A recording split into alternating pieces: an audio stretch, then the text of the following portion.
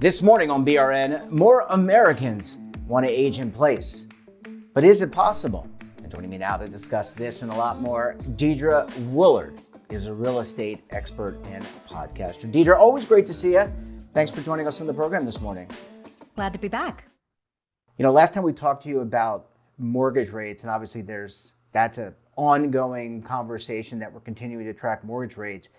An area that I wanted to ask you about is caregiver and real estate. Is there a connection between individuals, family members being caregivers for their loved ones and the real estate that they either own, rent, or borrow? Oh, absolutely. And it's incredibly complicated. You mentioned mortgage rates. So they're going down a little bit. That's good news. But for a lot of people, it's still not to the level from where they were. I talked to a couple recently looking to downsize. They're in their 60s, had a 2.75% mortgage. Wow, So, they don't that's want to low. go into a 7% or even a 6.5 or a 6% mortgage unless so they're looking to either buy in cash or they're going to stay where they are. And I think that's an issue that a lot of people are facing. And when it comes to aging in place, that gets really complicated for both the caregivers and the older people that are living in their homes because they have to make decisions about if they owe on the house, what they're paying in terms of property taxes, or if they're renting, and all of those costs versus the growing costs of care as they age. Deidre, the caregiver market, from what I have read, I mean, look, it's no secret, America is an aging country. There are we've talked about it with you and others around the globe. Other countries are growing in terms of their aging population. So caregiving, an important need. Is the real estate industry, the real estate developers, are they looking at this as a real opportunity to build communities, build areas that are focused on being accessible and helping to facilitate aging and caregiving? Well, there's a little bit of a push-pull, right? Because we had senior housing growing ahead of before the pandemic. Then during the pandemic, because there were so many problems and so many tragedies in nursing homes, we saw less Yeah. of an interest in senior housing. Now it's back.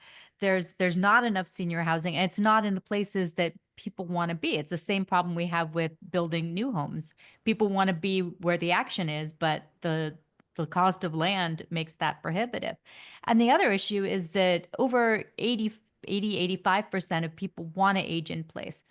Whether or not that's realistic, time is going to have to prove that out. But for most people, they don't want to go. They want to stay in their homes.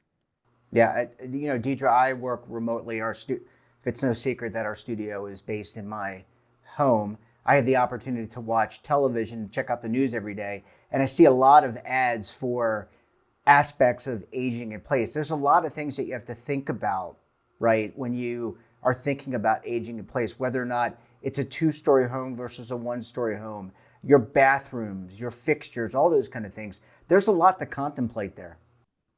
And a lot of those homes just aren't set up for aging in place. Hallways are too narrow for wheelchairs. There's all these things that you don't really consider until you need them. And the other thing is that a lot of this isn't covered. This is out of pocket expense. Having someone come in your home, having someone live in your home, that is mostly an out of pocket expense for a lot of people. Yeah, let's talk about that for a little bit. Medicare doesn't, I don't think, covers like a I think what you're describing, if I'm not mistaken, is like a long-term care option to have someone come in, help you dress, help you go to the bathroom, do all the things that maybe your spouse or loved one or a family member can't do.